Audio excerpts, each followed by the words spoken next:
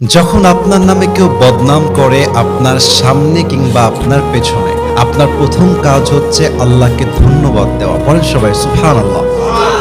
কি সুন্দর কথা আল্লাহ তাআলা বলছেন, খুব খেয়াল করবেন। আল্লাহ বলছেন, সবর ধারণ করো তাদের কথার ব্যাপারে যারা তোমার ব্যাপারে বদনাম করে। এর কারণ আমি আল্লাহ জানি তারা যা বলছে সত্য নয়, বরং তুমি হচ্ছ আসল সত্যবাদী। তুমি সেই অন্যায়টা করো নাই।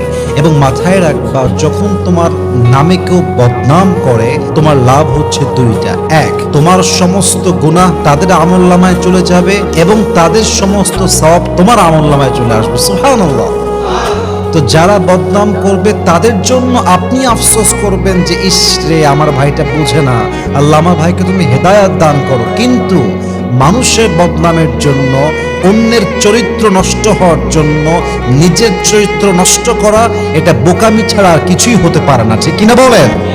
অতএব আজ থেকে বদনাম করলে নারাজ হবেন না, মন ছোট করবেন না, ভরসা রাখবেন এক সত্তার উপরে, তিনি কে?